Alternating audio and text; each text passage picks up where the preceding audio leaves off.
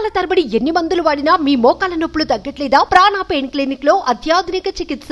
తెలంగాణలో ఏర్పాటై సంచలనం రేపుతున్న హైడ్రా ఆంధ్రప్రదేశ్లోనూ అడుగుపెడుతుందా?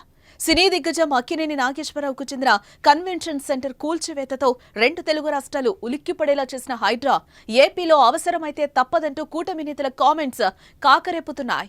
ప్రభుత్వ భూములు, చెరువులు, కాలువలను కబ్జా చేసి నిర్మాణాలు చేపడితే కూల్చివేయడమే హైడ్రా కర్తవ్యం. తెలంగాణలోని హైడ్రా వంటి సంస్థ ఏపీలో కూడా కనిపించబోతున్నట్లు సంకేతాలు వినిపిస్తున్నాయి.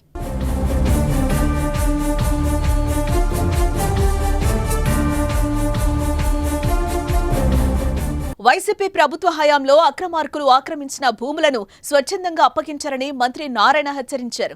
వైజాగ్లోని కాపులుప్పాడ డంపింగ్ యార్డ్ను ఎమ్మెల్యే గంటా శ్రీనివాసరావుతో కలిసి ఆయన పరిశీలించారు. అక్కడ సాలిడ్ వేస్ట్ మేనేజ్మెంట్ ప్లాంట్ను సందర్శించారు. అనంతరం నారాయణ మీడియాతో మాట్లాడారు. రిషికొండ భవనాలపై సీఎం చంద్రబాబు దృష్టి సారించారని, అందరితో చర్చించి ఆయన నిర్ణయం తీసుకుంటారని అన్నారు.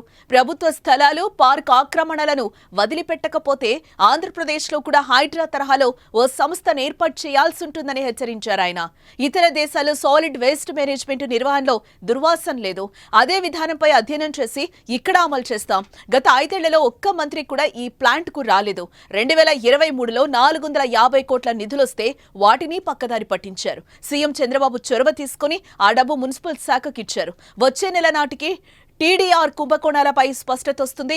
గతంలో ప్రభుత్వ స్థలాలు ఆక్రమించి నిర్మాణాలు చేశారు. అక్రమ నిర్మాణాలను వదులుకోవాలని పిలుపునిస్తున్నా, నిర్మాణాలు వదులుకోకపోతే మేమే స్వాధీనం చేసుకుంటాం. ఆక్రమించి నిర్మించిన భవనాల్లో కొన్నింటిని ఇప్పటికే కూలగొట్టామని నారాయణ అంటున్నారు. 5 ఏళ్ల వైసీపీ పాలనలో వ్యవస్థలన్నీ నిర్వీర్యమయ్యాయని అన్నారు.